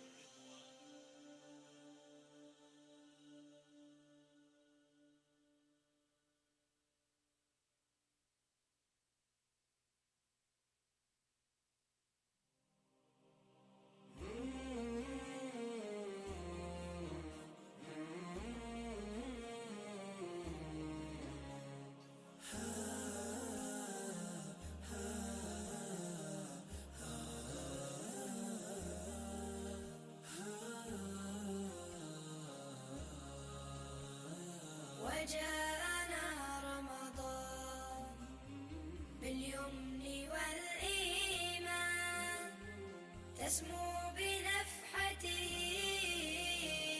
ملائك الرحمن تسمو بنفحته ملائك الرحمن.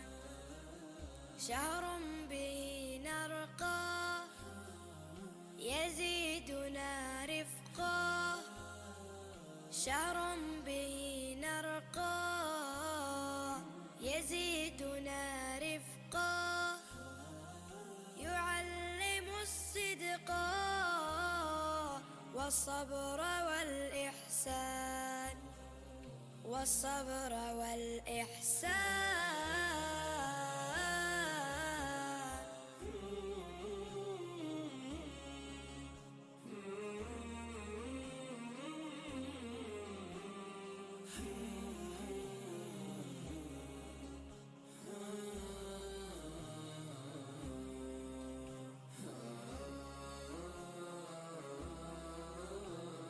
نرضي به المولى نغدو به أحلى نرضي به المولى نغدو به أحلى فنسعد الأهلى ونكرم الجيران ونكرم الجيران.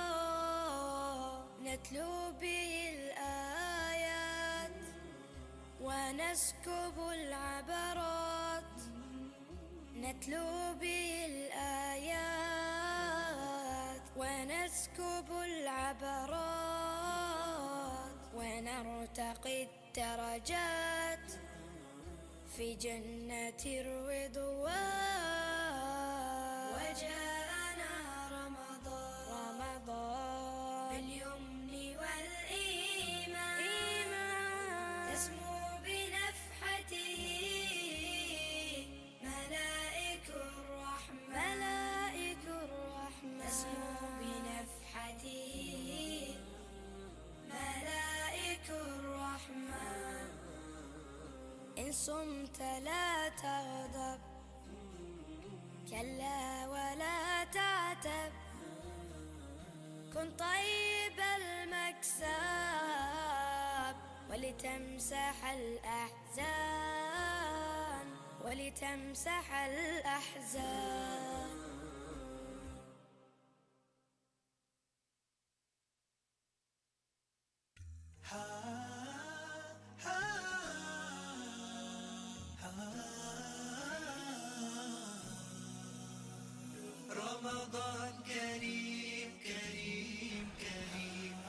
I hope everyone's enjoying your dinner. Just wanted to make a quick announcement. We have Dr. Professor Fatin Hassouna, who has her artwork in the multi-purpose room, which is to my left in that hallway. So if you would like to check that artwork, make sure you check it out after dinner or as you're leaving.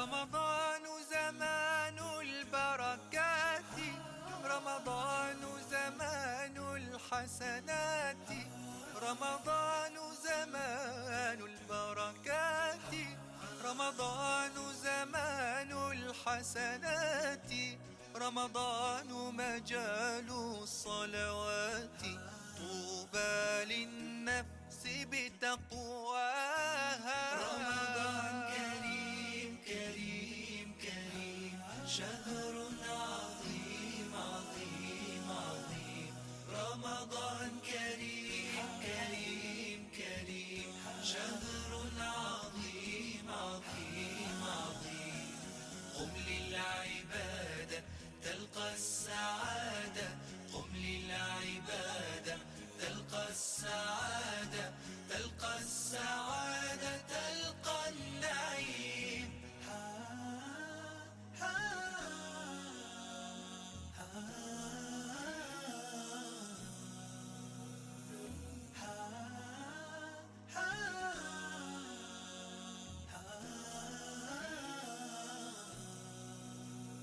رمضان صيام ودعاء رمضان أمان وصفاء رمضان صيام ودعاء رمضان أمان وصفاء رمضان سلوك وعطاء أهلا بقدومك يا رمضان رمضان كريم كريم كريم شهر عظيم عظيم عظيم رمضان كريم كريم كريم شهر عظيم عظيم عظيم قم للعبادة تلقى السعادة قم للعبادة تلقى السعادة تلقى السعادة تلقى النعيم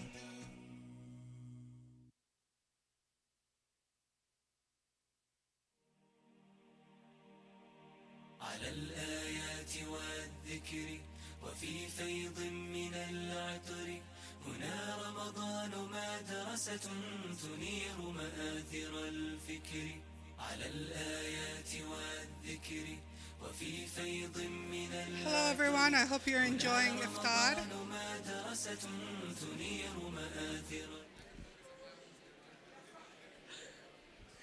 I would like to thank you all for coming out here today and helping bring this day together.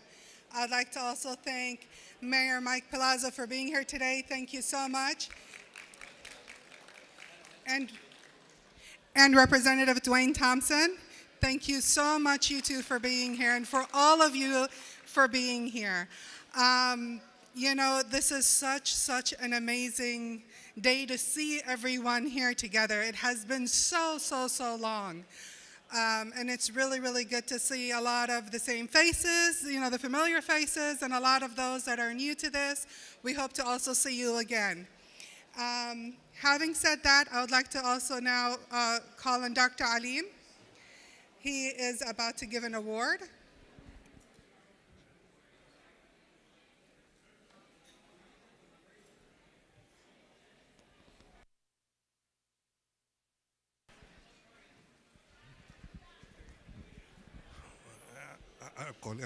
I'll call you in a minute. Okay. Once again, Salamu Alaikum, Shalom, greetings of peace. This is Alim Kandekar, and I'm so glad that we could again join here with you and have your beautiful shining face in this beautiful evening.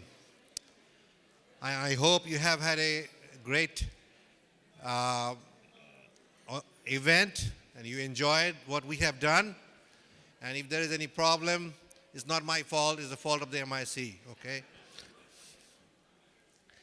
But anyway, I have one of the joyous time to be here, to be able to do something that I was looking forward to do for a while.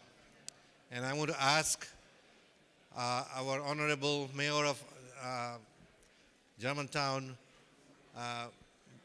my brother Mike, to come and help me do this. You know, this interfaith dinner have been going on for last 15 years. And the first one was held at Pleasant View School in their small gym. And we had about a couple of hundred people at that time. And I still remember the day, 2007. You know, and since that day, the person I'm going to refer to had been there with us all along. And he is well known to all of you all. He has been here with his smiling face and nice comments and inspiring remarks every year that we have been here. And I like to every year we give an award to somebody who has been a great supporter and an activist for interfaith relations. And again, this year we're going to honor my dear friend, Rabbi Micah Greenstein. While he's coming up here, I'm not going to give you any of his attributes. I mean, you all know him. He has been probably associated with all the civic organizations in this city, and he has been a senior rabbi at the Temple Israel, the largest temple in the synagogue in this city. And I don't have to tell you the things that he does, but he does so many things that Reverend Stacy has named his organizations after his name.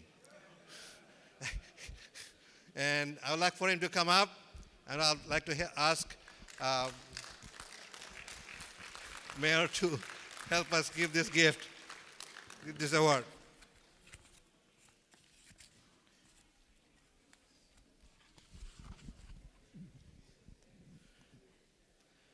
And this award reads, presented to Rabbi Micah Greenstein, D.D., Senior Rabbi at Temple Israel, in recognition of your outstanding work in promoting interfaith understanding. Sunday, April the 10th, 15th Annual Ramadan Interfaith Dinner, Memphis Interfaith. I can't believe you did this. Thank you. Very deserving. I'm not going to speak. Thank you so much.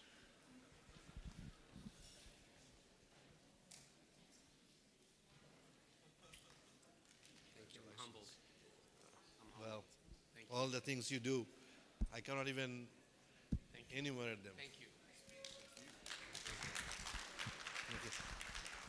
Say something, and you want to make a comment? I'm humbled, and what I admire so much about our Muslim community is its humility, and that's why I feel very awkward accepting an award at an Iftar. But I do think we carry common convictions no matter what our path to God as Christian, Jews, and Muslims. Our destinies intertwine, and while we pray as if everything depends on God, what I love about our faith community is we act as if everything depends on us. I don't think LA, New York, Chicago, Philadelphia, with all due respect to those great cities and others, have anything on this community. And it's not because of leaders like me, it's because of what I'm looking at. Thank you so much for this award, but thank you for Memphis, the model interfaith community anywhere. Thank you, Dr. Kandahar, and we offer you thanks as well for your 15 years of leadership and for this great interfaith dinner each and every year. A round of applause for my friend.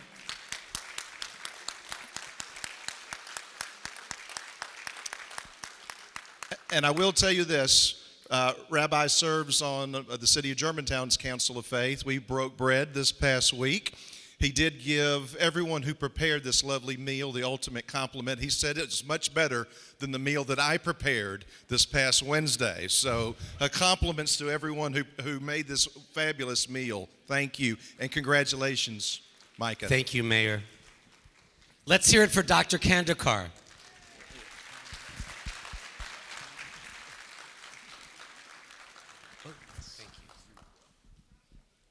Thank you all. Thank you very much. You know, this event cannot be possible without, a lot of help from various community members and even the interfaith group. I mean, every time I have a problem or question about this interfaith, I call up Micah or Stacy, Reverend Stacy, to give us a little bit more, ideas about how to make it successful. So it belongs to all of us. But particularly, there are quite a few of my colleagues who have been very diligent from the day one, all these years, to be a part of this and make it a successful event. And they are not even recognized. Everybody knows me, but it's not me. I just am the front probably. I may have some ideas, but these people that I'm going to name, some of them are really the backbone of this program. So one of this person I'm going to call up to the podium is Imam Rashad Sharif. Imam Rashad is probably the oldest imam in this city because the Masjid al-Mu'minun, which is located in the 3rd Street, was the first masjid actually in the city, and he was the imam there. And he has been there, now he is emeritus, but he is still there every day helping out. And as far as the work that we do as an interfaith, he really had been the machine or engine that you call behind all of this. So I wanted to ask him to come up here and also make some closing remarks and also the supplication to end the program. Thank you so much.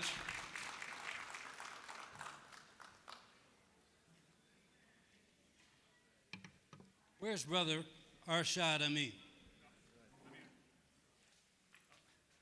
This is a hard-working brother. We want you to know. He takes care of the table assignments, the communications, more and more things than I can possibly list.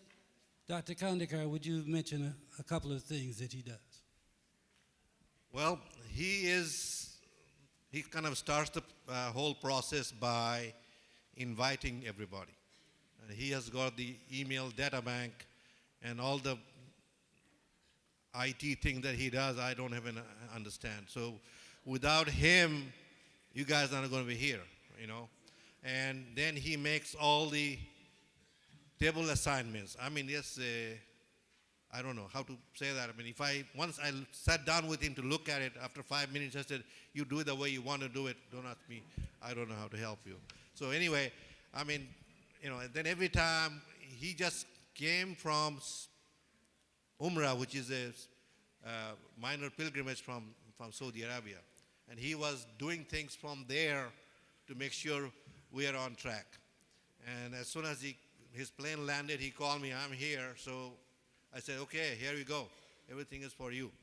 So he just, not even 10 days ago. So I want to thank him. We don't recognize him enough. Okay. So I don't want to thank him. We don't recognize enough. And Rashad has a plaque for him. And, oh my gosh, Dr. Kandekar, this is for you.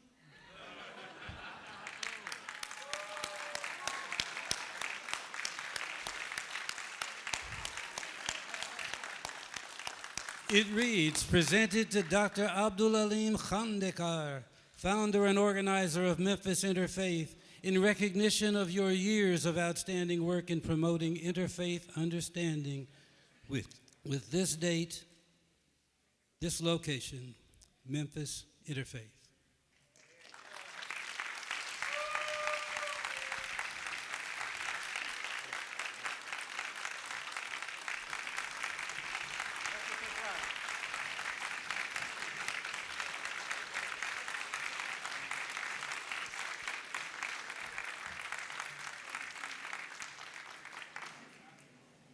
Actually, people, I planned to come up and slap him. But somebody told me that idea wasn't as smart as it seems at first. Speaking of things that happened at the Oscars, 5 years ago, there was a movie that grossed $250 million. And it received nominations for Best Picture and Best Director, Best Actor, and it actually won an Oscar for Best Screenplay. That movie in 2017 was entitled Get Out. That's why it fits into the closing remarks. So I'll let that sink in for a while. Now, the reason I'm mentioning Get Out is because the local Muslim community includes tons and tons of people who are not here in the banquet hall, and they're coming for the night prayers. And the night prayers are going to extend back into this space. And we have a crew of people that is getting ready to come and convert this area. So as soon as we finish, and you shake a few hands and do a few hugs, you got to do like the title of the movie. What was that movie? All right. So we have some announcements, and then a check for understanding, and then a prayer before we get out. I was about to say next slide, but they gave me the clicker. Well, whether the technology works or not, the point is you need to save the date for next year. April 2nd, next year. It's easy for me to remember because that's my birthday, but you might need to write it down. April 2nd, next year. The next slide, it's up there now. We want you to email rsvp@memphisinterfaith.org and leave your contact information, and then you'll automatically be on the invite list for next year. So that's an email to rsvp@memphisinterfaith.org. Also, if you go to the regular website, www.memphisinterfaith.org, you can please respond to the survey so that we get feedback.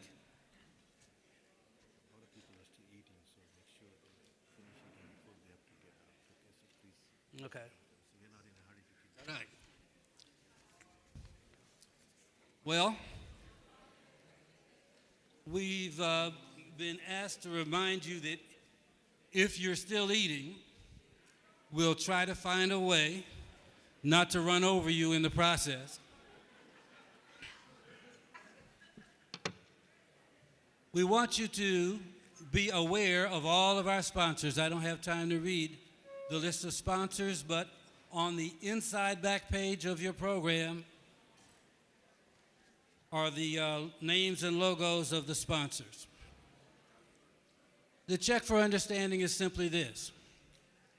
I think the people who are here tonight have a good understanding, but maybe, just maybe, you run into somebody who has a bad understanding about what interfaith is.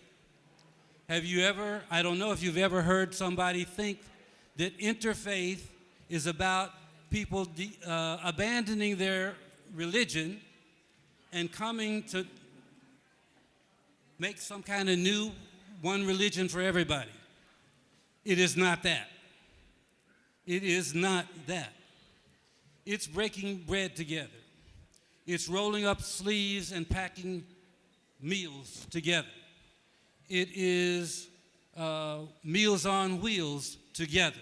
It's that type of a thing. So please understand, people of faith have their own congregations, and their own congregations, each congregation has its own operations, and interfaith just adds an extra element of cooperation. That's not complicated, is it? No es complicado, es muy simple. All right, let us pray. Almighty God, Lord, we come to you in faith. Please accept our sincerity and bestow your grace upon us, on our congregations, our operations, and our cooperation. Amen. That's it, folks.